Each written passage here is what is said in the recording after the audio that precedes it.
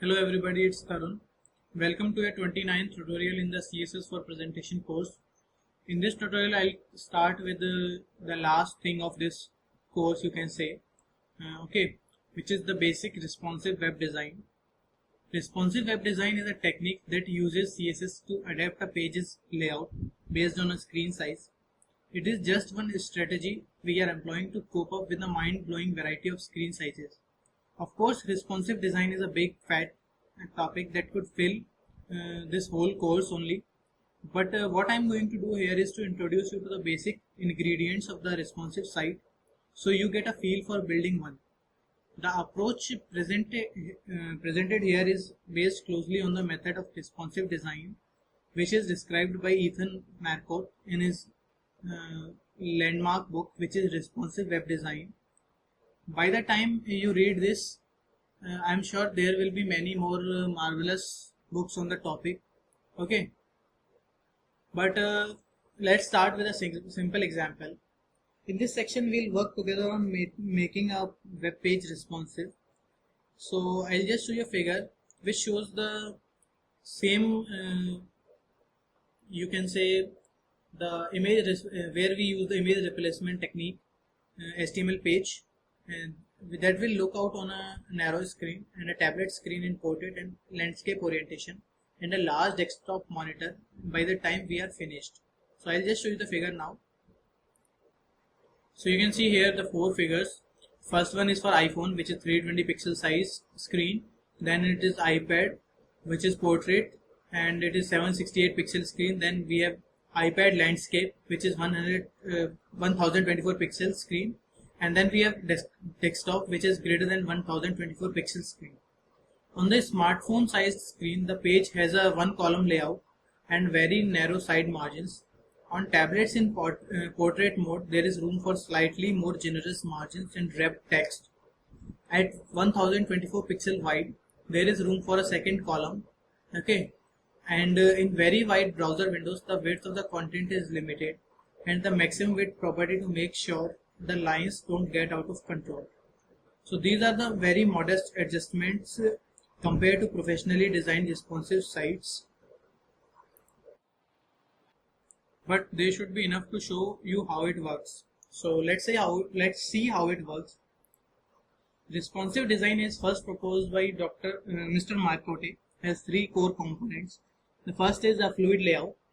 You learned all about the fluid layouts in the unit CSS layouts. And fortunately, the site which I have shown you has already been designed to be fluid. Okay. And then second one is flexible images. When the layout scales down, the images and other embedded media need to scale with it. Otherwise, they would hang out of view. So we'll make sure that the images in the web page scale down to fit. Then the third one is CSS media queries. Media queries are a method for applying styles based on the medium via which the document is displayed. Queries start with questions such as, is the document being printed? Then use the print appropriate styles, or is the document on a screen? Then is that screen at least 1024 pixels wide and in landscape mode? Then use the style sheet. Okay.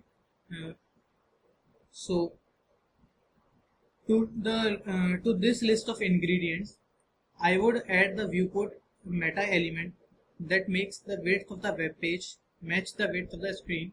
That's where we'll begin our responsive web project. Okay. So first of all, we'll start with setting the viewport. To fit standard websites onto a small screen, mobile browsers render the page on a canvas called the viewport and then shrink that viewport down to the width of the screen. For example, on iPhones, mobile Safari sets the viewport width to 980 pixels, so a web page is rendered as though it were on a desktop browser window set to 980 pixels wide, but then the rendering gets shrunk to 320 pixels wide when the iPhone is in portrait orientation, cramming a lot of information into a tiny space. Mobile Safari introduced the viewport meta tag that allows developers to control the size of that initial viewport. Soon other mobile browsers followed suit, and this is an essential first step to a responsive design. Simply add the following meta element, which I am going to show you, to the head of the HTML document. Okay, you just add it to the head of the HTML document. This line tells the browser to set the width of the viewport equal to the width of the device screen, which is width device, sorry, not width device width. Okay, so here width equal to device width, whatever that happens to be. The initial scale sets the zoom level to 1, which is 100%. Now seems like a good time to start your web page, the responsive treatment. Okay, so now we'll talk about fluid layouts. Because fluid layouts are fundamental to responsive design, I think it bears a quick recap. Fluid layouts are created using percentage width measurements so that elements resize proportionally to fill the available width of the screen or the window. It is not feasible to create a design for all possible device widths on which your page may be viewed. Web designers generally create 2 or 3 designs, sometimes a few more, targeted at major device classes such as smartphones, tablets, and desktop browsers. They rely on fluid layouts to take care of all the possible sizes in between. Fluid layouts avoid awkward amounts of leftover space and prevent the right side of the page from getting cut off. Because I have picked up the fluid layout styles from the previous examples for this thing. Okay, so there is nothing that we need to do the web page. So now we'll make our images flexible. Every now and then a solution is simple.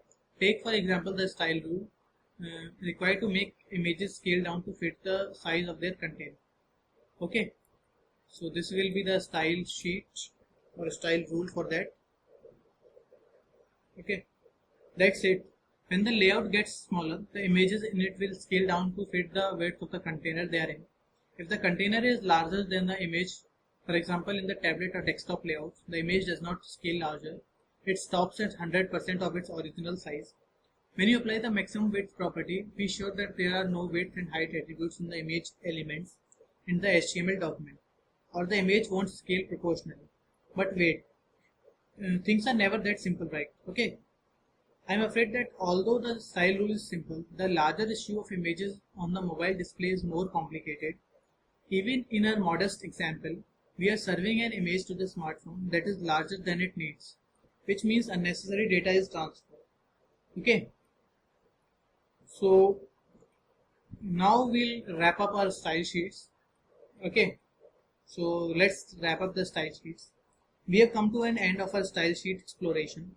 By now you should be comfortable formatting text and even doing a basic page layout using CSS. The trick to mastering style sheets, of course, is lots of practice and testing. If you get stuck, you will find that there are many resources online to help you find the answers you need. So this was all from my side in this tutorial and in this course. So I'll just be giving you a basic tutorial more in this course containing the basics of JavaScript or an introduction to JavaScript. So thank you guys for watching. I'll see you in the tutorial of the introduction of JavaScript.